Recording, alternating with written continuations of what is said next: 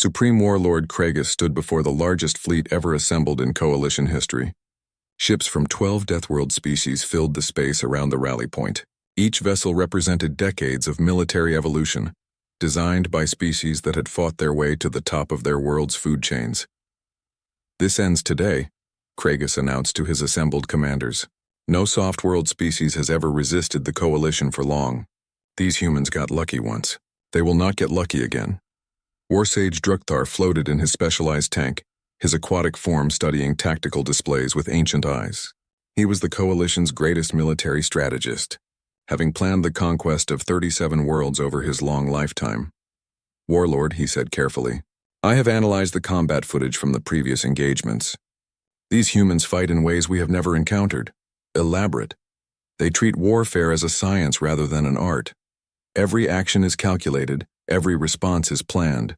They do not rely on individual prowess or natural advantages." Kragus's armored fist slammed into the display table. "Then we will show them what real prowess looks like." "Apex Killer Vorth!" The deadliest warrior in Coalition space stepped forward.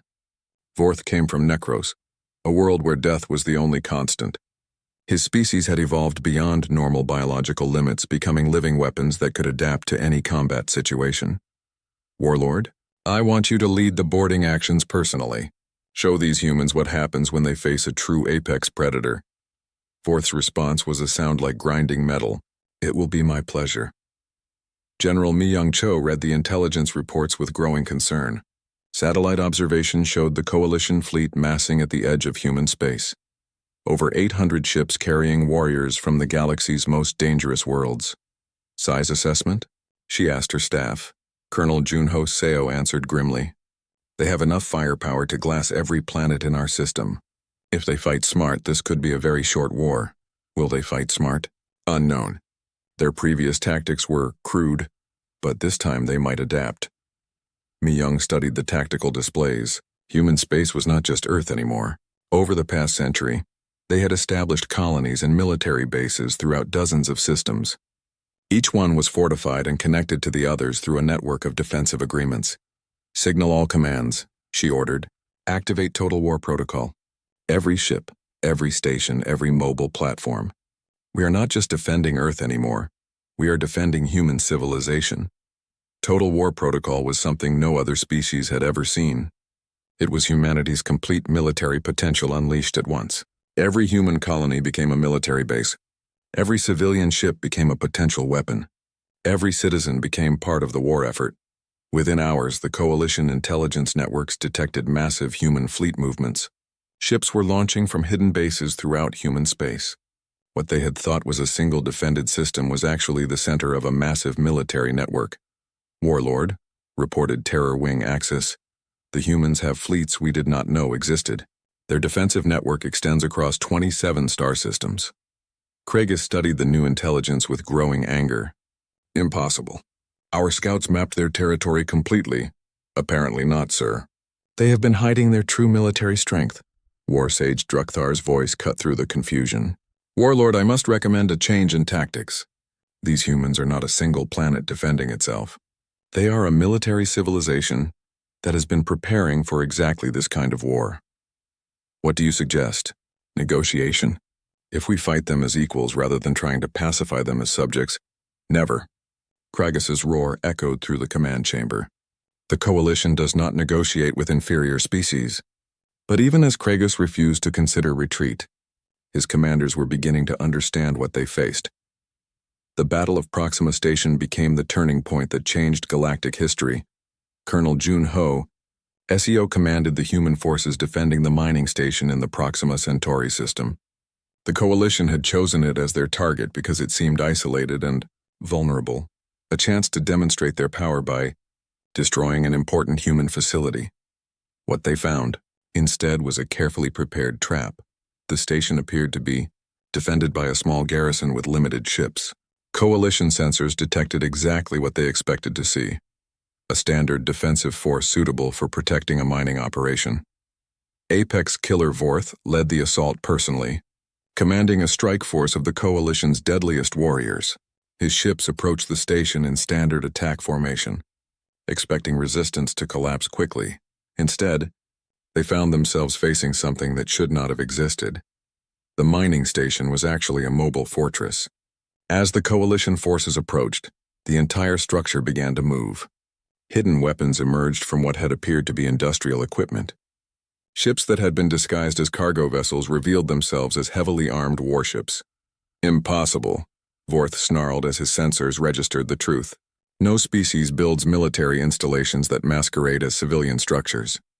Sir, his tactical officer reported, the station is not just defended, it is the defense. The entire structure is a weapon. But the real shock came when Vorth tried to board the station. His warriors were the most feared close combat specialists in the galaxy. They had broken elite forces from dozens of worlds. Against humans, they expected easy victory. Instead, they found themselves fighting an enemy that seemed to know their every move. The human defenders did not try to match coalition warriors in individual combat. Instead, they used the station's layout against the invaders. Corridors became kill zones. Rooms became traps.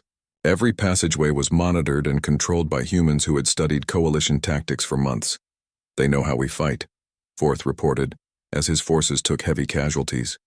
They have prepared countermeasures for our standard assault patterns. Adapt, Kragus ordered. Use different tactics. Sir, they adapt faster than we do. Every time we change our approach, they change their defenses. The battle raged for 6 hours. Coalition forces that had never failed to take a defended position found themselves unable to advance past the outer sections of a single human facility.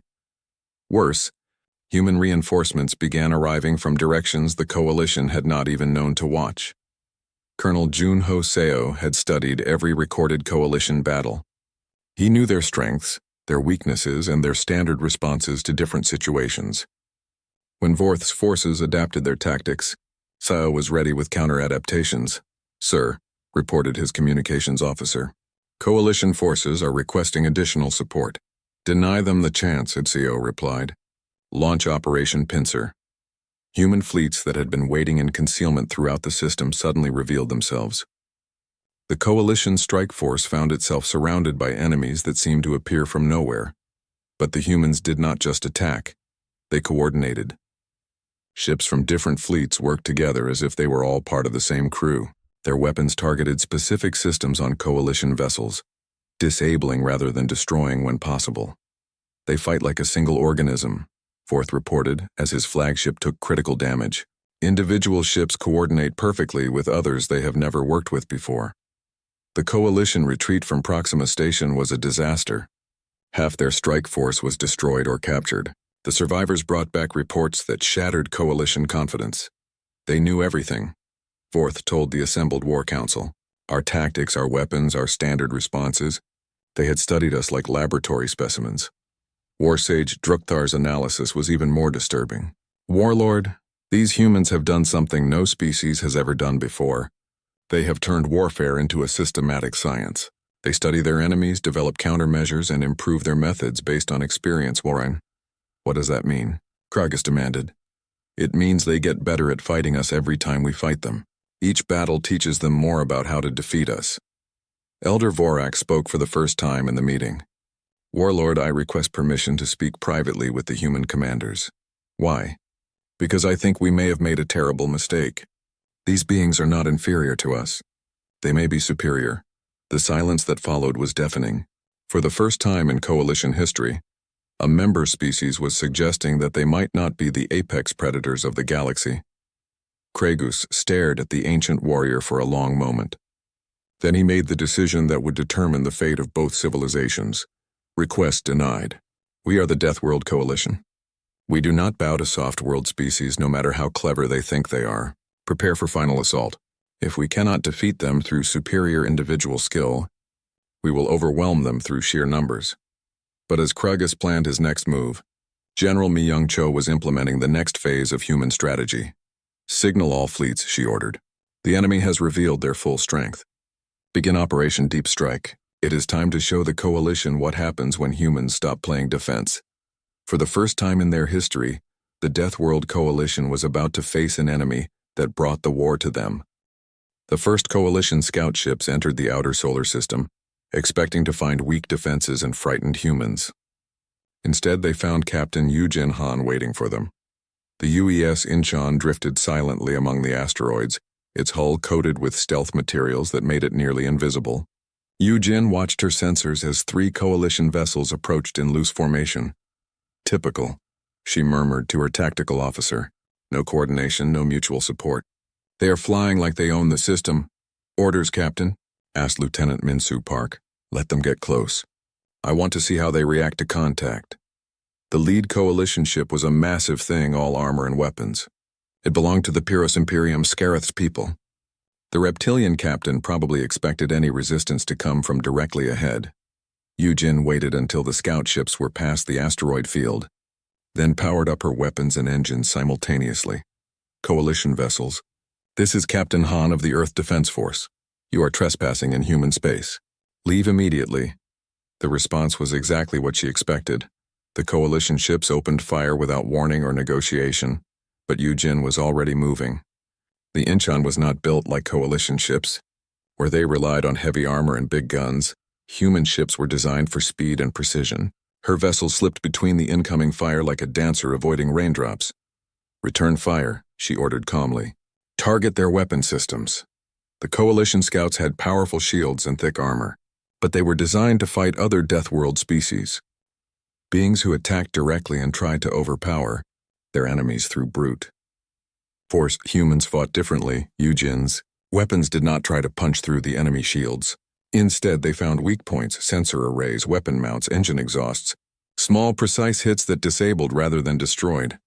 Coalition lead ship is losing weapons, reported her tactical officer. Second ship is trying to ram us. Let them try. The coalition ship was fast for its size, but it moved in a straight line toward its target. Yujin waited until the last second, then used her ship's superior maneuverability to slip aside.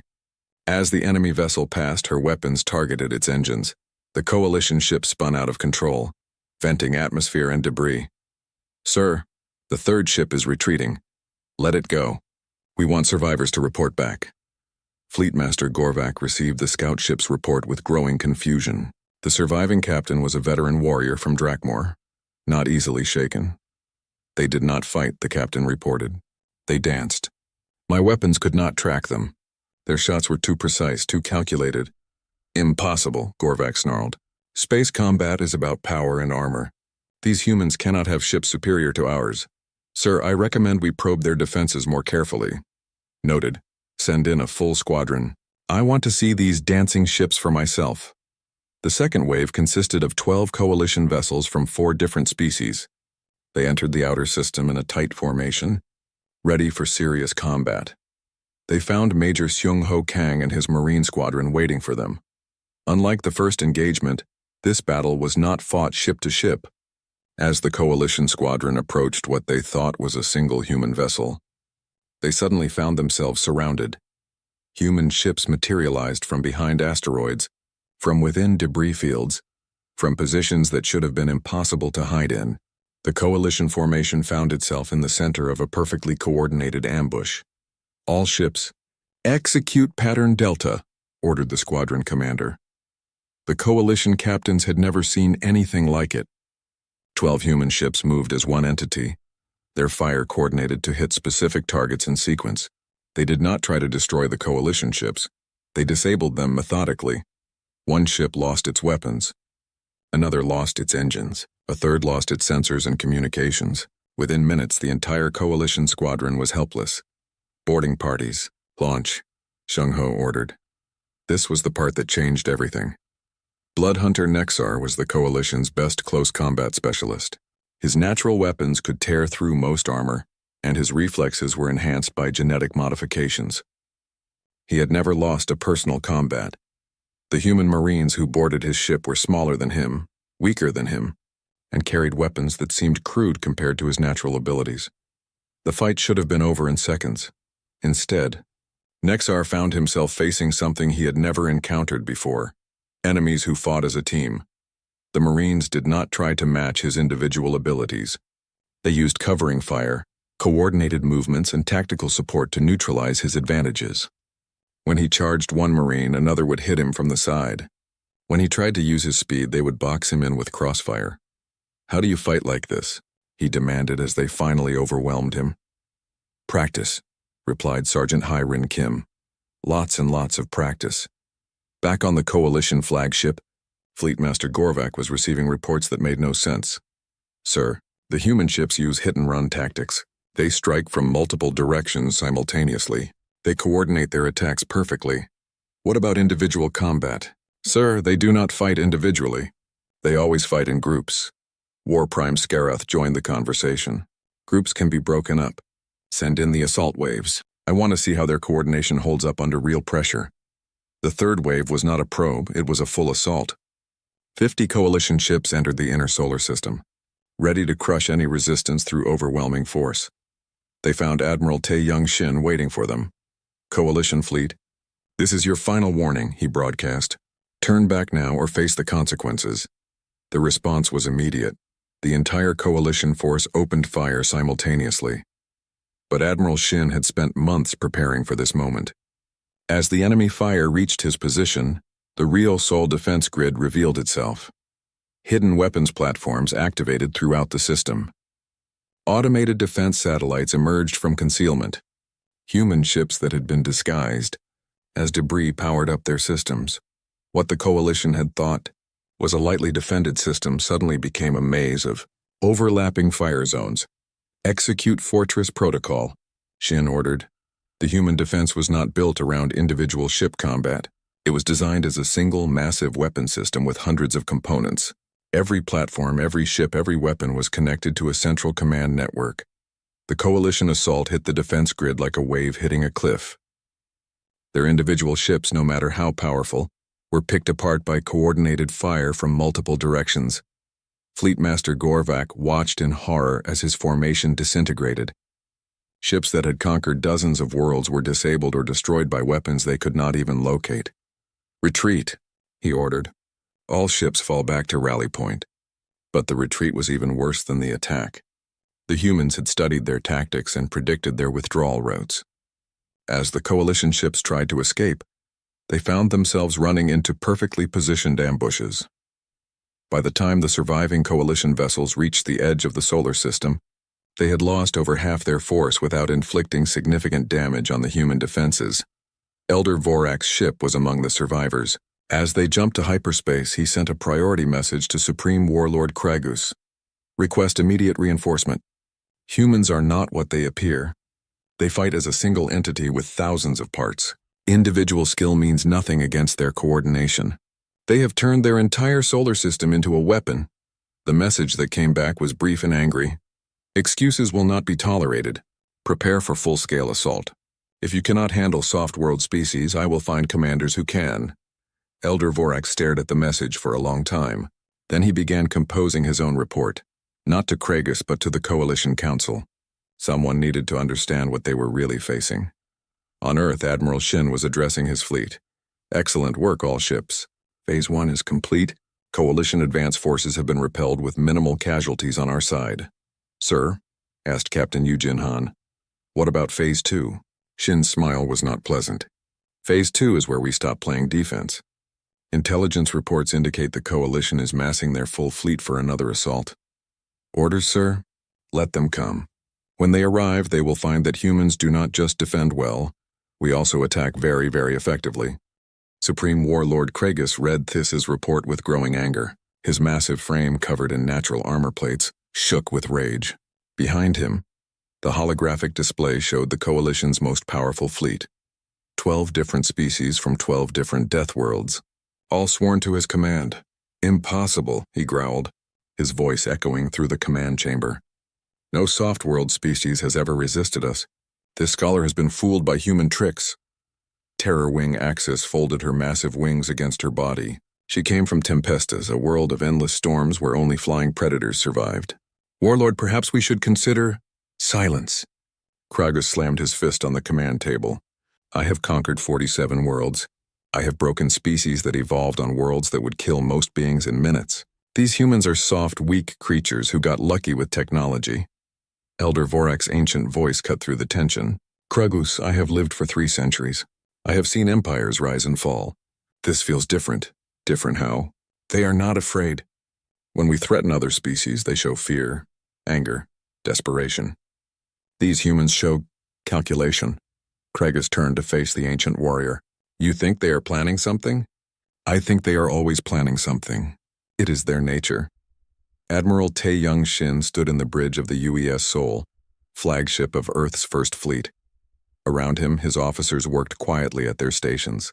Unlike the Coalition's individual fighters, every human on the bridge was part of a larger system. Admiral, reported Communications Officer Bo-Ram Lee, Coalition fleet is massing at the edge of the system. Estimated arrival in 72 hours.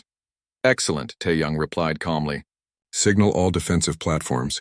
Begin Phase 1 deployment. Captain Yoon-ji Kim, his tactical officer, looked up from her displays. Sir, Coalition fleet size is massive. 12 different species, over 300 ships. Noted. Commander In-Soo Jang, status on special operations. Commander In-Soo Jang's image appeared on the main screen. He was currently aboard a stealth ship deep in Coalition space. Sir, we have mapped their supply lines, identified command ships, and placed monitoring devices on their major vessels. Coalition security is focused on external threats, not internal infiltration. Any weaknesses identified? Several. They coordinate poorly between species. Each group fights according to their own instincts. No unified tactical doctrine. And, sir, they still believe we are a soft world species. Tae-Young smiled grimly. Perfect. Maintain observation positions. When the battle begins, I want real-time intelligence on their movements. Back on the Coalition flagship, Craigus was growing impatient. Send the final ultimatum. I want this over quickly. The message reached Earth 6 hours later. It was simple and direct. Submit to Coalition authority within 24 hours or face total pacification. This is your final warning. President Dong-Hyun Nam read the message in his office overlooking Seoul. With him were his top military and diplomatic advisors. The room was quiet except for the soft sound of data being processed by computers. Well, he said finally, I think we have their attention. Defense Minister Hana Yoon reviewed the latest reports. Our defensive preparations are complete. All civilian populations have been evacuated from potential target zones. Industrial centers have been converted to military production. Fleet deployment is optimal. Intelligence assessment? Nam asked. Captain So-min Park had been promoted after her successful information gathering. Mr. President, the Coalition has no understanding of our true capabilities. They expect minimal resistance. Their fleet formation is designed for overwhelming weak opponents, not for fighting an organized defense. Casualties? General Mi Young-cho answered grimly. If we fight them the way they expect to be fought, we will lose badly. But if we fight them our way, yes, we will win. It will not be easy and we will take losses, but we will win. Nam considered this carefully. Admiral Shin, are you ready? Tae-Young's voice came through the communication system. Mr. President, humanity has been preparing for this fight since we first learned we were not alone in the universe. We are ready. 20 hours later, Craigus received Earth's response. It was delivered by Commander Hyun-woo Kim, who appeared on the main screen looking calm and professional. Warlord Craigus, Hyun-woo began, the United Earth government has reviewed your ultimatum carefully, and, Craigus demanded, we must respectfully decline. However, we remain open to peaceful negotiations. The command chamber erupted in roars and growls from the assembled coalition leaders. Only Elder Vorak remained silent, his ancient eyes fixed on the human's face. You refuse our generous terms? Kraigus's voice was deadly quiet. We prefer to determine our own destiny. Then you have chosen extinction. We will pacify your world and take what we want from the ruins. That is your choice, Hyun-woo replied. But I should warn you, Earth has its own defensive capabilities. Craigus laughed, a sound like breaking stone. What could your soft world possibly do against the might of the Coalition? I suppose you will find out, Hyun-woo said calmly, and the transmission ended. Terror Wing Axis spread her wings uneasily. Warlord, perhaps we should scout their defenses more carefully. Unnecessary. Order the fleet to advance. Full attack formation. I want this over in one day. Elder Vorak watched the fleet preparations with growing dread. The Coalition's ships moved into their traditional attack pattern. A massive wedge designed to punch through enemy lines through sheer force. It had worked against every other species they had faced. But those species had fought like the Coalition fought, individual warriors seeking individual glory. What if these humans were different? Kragus, he said quietly, I request permission to take my ship and scout ahead. Denied. We advance as one fleet. No species fights alone, but I said denied. As the Coalition fleet jumped into hyperspace toward Earth, Axis moved her ship closer to Elder Vorak's position. Ancient One, she transmitted privately, you are troubled. I have a bad feeling about this attack. Why? They are just humans. That is what worries me. We keep saying they are just humans. But what if they are not just anything? What if they are exactly what they appear to be? The most successful predator species their world produced. You think too much, Old One? Perhaps. Or perhaps I do not think enough. The Coalition fleet emerged from hyperspace at the edge of Earth's solar system. Ahead of them lay their target, a small blue world orbiting a yellow star. Scan for defenses, Kragus ordered. Some orbital platforms detected, reported the sensor operator. Small patrol ships. Nothing significant. As expected. Signal the fleet, begin the attack. But as the Coalition ships moved toward Earth, Admiral Tae-Young Shin was making his final preparations. All ships, this is Admiral Shin, he broadcast to the human fleet.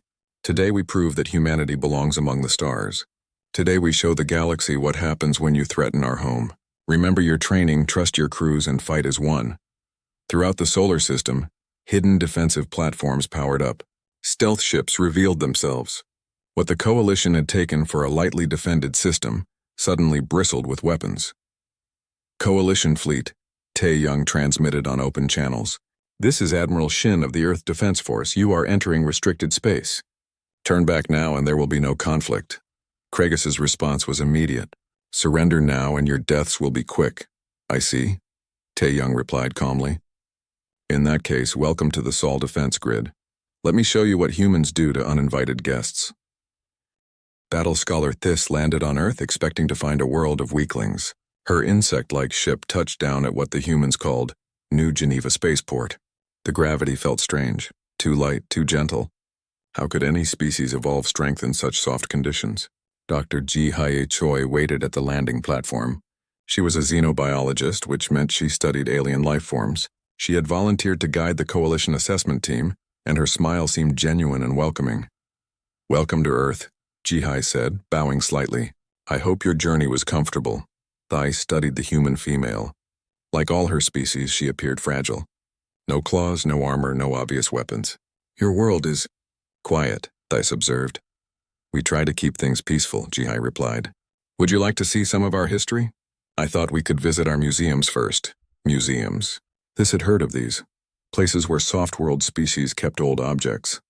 It seemed pointless, but it might reveal useful information about human capabilities. The first museum was dedicated to something called natural history. Thais expected to see displays of Earth's predators, but instead found herself looking at bones of creatures long dead. These are dinosaurs, Ji Hae explained, pointing to a massive skeleton. They ruled Earth for over 160 million years. What happened to them? An asteroid impact killed most of them. The survivors evolved into birds. Thais studied the huge skull with its rows of sharp teeth. These were your apex predators? For their time, yes, but that was long before humans existed. What were your apex predators when humans evolved? Ji Hae smiled. Well, that depends on how you look at it. They moved to another section showing early human ancestors. Thais saw small, weak-looking creatures with no natural weapons at all. How did your species survive? Thais asked, genuinely puzzled. Tools, Ji Hae said simply. We made tools. The next display showed primitive stone weapons. Then bronze tools, then iron swords. Thais began to feel uncomfortable as the weapons became more sophisticated. This is our military history museum, Ji Hae announced as they entered a new building. The first room showed ancient warfare. Humans fighting with spears and shields organized in tight formations. Thais noticed something strange. They moved as groups, not as individuals. Your warriors fight together? She asked. Always, Ji Hae confirmed. Humans are pack hunters, but not like most species. We coordinate our hunts. The displays progressed through time. Medieval knights in armor, soldiers with gunpowder weapons, then something that made Thais stop completely. What is this? She demanded, pointing at a display showing rows of human soldiers with identical uniforms and weapons. A professional army, Ji Hae explained. Around 300 years ago, we began organizing warfare as a science rather than just individual combat. Science? We studied how to fight more effectively. We developed tactics, strategies, training methods. We turned war into something that could be taught and improved. Thais felt her breathing speed up. The coalition fought using instinct and individual skill. The idea of treating warfare as a learnable science was disturbing. The next room was worse. It showed massive battles involving millions of soldiers, weapons that could kill from great distances, vehicles designed specifically for warfare. How many humans died in your wars? Thais asked quietly. In the 20th century alone? Probably over 100 million. Theis's compound eyes widened. 100 million? But your population survived? We had over 6 billion people by then. And we learned from each war. We got better at fighting. The final room made Thais want to leave immediately. It showed weapons that could destroy entire cities. Images of mushroom clouds rising over devastated landscapes. You developed weapons that could destroy your own world, Thais whispered. Yes, Jihai said sadly. We built enough nuclear weapons to kill every living thing on Earth several times over. But you did not use them to conquer other humans? We realized that winning was pointless if there was nothing left to win. Lieutenant Dae-hyun Lee met them at the military training facility. He was young for a human, but carried himself with the confidence of an experienced warrior. Unlike the diplomat and scientist, he wore military uniform and equipment. Battle Scholar Thais, he said formally. I understand you want to observe human military capabilities. Yes, I need to assess your combat potential for coalition records. Of course. We have prepared some demonstrations. The first exercise showed human soldiers working together to clear a building. Thais watched in growing alarm as they moved with perfect coordination. No wasted motion, no individual heroics, just efficient, deadly teamwork. How long does this training take? She asked. Basic training is 6 months. Advanced specialization can take years. You train for years to fight? We train constantly, Dae-hyun confirmed. Fighting is a skill that gets better with practice. The second demonstration was even more disturbing. Human soldiers using technology to see enemies at great distances, coordinate attacks across wide areas, and support each other with precision weapons. Claw Captain Zenth arrived on the third day. He was a massive feline predator from Drakmor, where the gravity was 3 times Earth normal. His natural weapons could tear through most armor, and his reflexes were faster than human eyes could follow. I challenge your best warriors, he announced to Dae-hyun. Sir, I should mention that we don't usually fight individual duels. Why not? It's not efficient, but if you insist, we can arrange something. The combat arena was simple, a large open space with some cover. Zenth faced a single human soldier armed with basic equipment. The fight lasted 30 seconds. The human never tried to match Zenth's speed or strength. Instead, he used distance, cover, and superior weapons to win without ever coming within reach of Zenth's claws. Again, Zenth demanded, his pride wounded. The second fight lasted 20 seconds. The human had learned from the first encounter and adapted his tactics. This is not real combat, Zenth protested. Fight me with honor. Sir, Dae-hyun said respectfully, this is how humans fight. We use every advantage we can find. Let me face a group of your warriors. Surely individual skill matters in larger battles. The group combat was a disaster for Zenth. 5 human soldiers worked together to trap him in crossfire. He never had a chance to use his natural advantages. That evening, Thais composed her report with shaking hands. Initial assessment was incorrect, she wrote. Humans are not soft-world species. They are apex predators that evolved for warfare. They treat combat as a science, not an instinct. They coordinate perfectly in groups. They adapt their tactics based on experience. They have weapons that exceed coalition standards. She paused, then added the most important part. Recommendation: immediate reclassification to Apex Death World status. Do not engage without full fleet deployment. These beings are not what they appear. But when she transmitted the report, War Prime Skarath's response was immediate and dismissive. Assessment rejected. No soft-world species can threaten the coalition. Maintain original classification. Proceed with pacification as planned. Thais stared at the response in horror. The coalition leadership did not understand.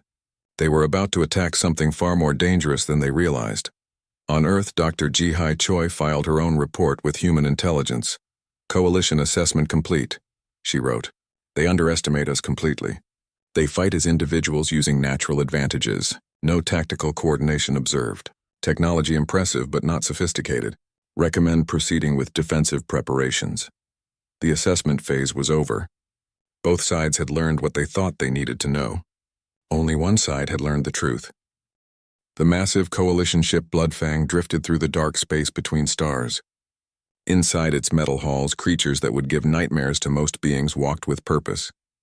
These were the Death World Coalition, the strongest and most feared warriors in the galaxy. War Prime Skarath stood before a huge screen showing star maps. His reptilian skin was covered in scars from 1,000 battles. Behind him, Elder Vorak clicked his mandibles in thought. The ancient arthropod had lived for 3 centuries and seen the rise of the coalition from a small alliance to rulers of half the galaxy.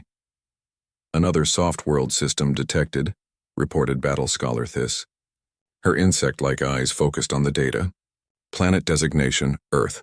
Single inhabited world, primitive technology, peaceful species. Skarath's lips pulled back in what passed for a smile among his kind. Peaceful? How convenient. Add them to the tribute list. The Coalition had perfected this system over hundreds of years. Find weak worlds, demand tribute, and crush anyone who refused. It worked because no one could match the Coalition in battle. They came from worlds where everything tried to kill you from birth. Their home planets had gravity that would crush normal beings, storms that could tear apart cities, and predators that hunted in packs. Sir, Thys continued, they have requested a diplomatic meeting. They want to send a representative. Elder Vorak's ancient eyes gleamed. How polite. Most species just surrender immediately. 3 days later, Commander Hyunwoo Kim stepped aboard the Bloodfang. He was average height for a human, with black hair and calm dark eyes. He wore a simple blue uniform without weapons or armor. To the Coalition warriors watching him, he looked impossibly fragile.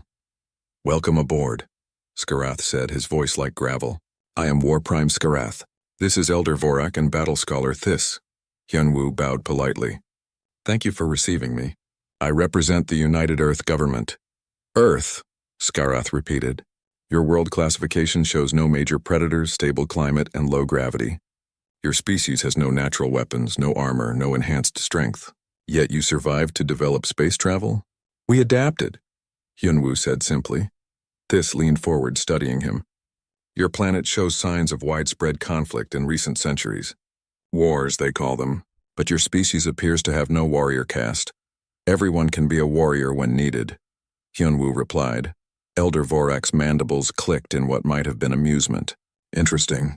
On Kelvara, my homeworld, temperatures drop to -200 degrees. The ice storms can freeze blood in your veins. Only the strongest survive to adulthood. What challenges does Earth offer? Hyunwoo thought for a moment. We have different kinds of challenges. We compete with each other mostly. Compete? Skarath's head tilted. For food, territory, ideas, resources, sometimes just for the sake of competing, Hyunwoo said. We have sports, games, but also larger competitions. You mean wars? Thys said bluntly. Sometimes, yes. The coalition leaders exchanged glances. War was simple to them. The strong took from the weak. But this human spoke of war like it was just another activity. Show us your tribute capacity, Skarath demanded, bringing up a holographic display. 1,000 units of refined metals per cycle, 500 units of agricultural products, and 50 of your population for our labor forces. Hyunwoo studied the numbers carefully. This seems quite high for our current production. Then increase production, Elder Vorak said coldly. Or face the consequences. What consequences? Skarath's eyes narrowed. Pacification. We bring peace to your world by removing resistance. I see. Hyunwoo made notes on a small device. I will need to discuss this with my government. You have 10 standard days, Skarath announced. Accept our terms or we will take what we want by force. After the human left, the 3 coalition leaders gathered in Skarath's private chamber. Soft, Thys pronounced. Completely soft. No natural defenses, no aggression. They will submit. Perhaps, Elder Vorak said slowly. But something bothers me about that one. What? Skarath demanded. He showed no fear. Not of us, not of our threats. Either he is very stupid or what? Or they have something we do not know about. Skarath laughed, a harsh sound. What could a soft-world species possibly have that would concern us? We have conquered 47 worlds. None have ever successfully resisted. Captain So-Min Park received Hyunwoo's report 3 hours after his return to the human embassy ship. She was a small woman with sharp eyes that missed nothing. Her job was intelligence, and right now she was very interested in everything about the coalition. They underestimate us completely, Hyunwoo reported. They see no natural weapons and assume we are weak. Good, So-Min said. Keep it that way. What did you learn about their military? Their ships are tough but not sophisticated. They rely on heavy armor and powerful weapons. Their tactics seem straightforward. Get close and hit hard. Individual fighters? Very much so. Each warrior seems to fight alone even when in groups. No coordination beyond basic pack hunting. So-Min smiled. It was not a pleasant expression. Perfect. Continue playing the confused diplomat. I need more data on their fleet positions and command structure. Back on the Bloodfang, Elder Vorak was studying files about Earth. The data was incomplete, but what he found made him uneasy. The humans had fought wars involving millions of soldiers. They had developed weapons that could destroy entire cities. Yet they had stopped using these weapons and called it progress. Skarath, he called over the communication system. I think we should reconsider our assessment of these humans. Why? They are clearly weak. Weak beings do not develop weapons capable of destroying their own planet and then choose not to use them. Your point? My point is that maybe they are not weak. Maybe they are something else entirely. But Skarath had already moved on to other matters. The Coalition had business across the galaxy, and one small soft world was hardly worth deep analysis. On the 10th day, Hyunwoo returned with Earth's answer. My government has reviewed your terms, he said formally. And, Skarath demanded, we respectfully decline. The silence in the command chamber was complete. For several long moments, none of the coalition leaders spoke. Decline, Theiss finally whispered. Yes. However, we would be happy to negotiate a trade agreement that benefits both our peoples. Skarath stood slowly, his full height casting a shadow over the human. You refuse our generous offer of protection? We prefer to provide our own protection. Elder Vorak leaned forward. Young human, do you understand what you are saying? I believe so, yes. Then you choose war. Hyunwoo's expression remained calm. We choose to defend ourselves if necessary, but we hope it will not be necessary. After the human left again, Skarath began issuing orders. Assemble the warfleet. These humans need to learn what happens when soft-world species defy the coalition. Elder Vorak watched the preparations with growing unease. Something about this felt wrong, but he could not identify what.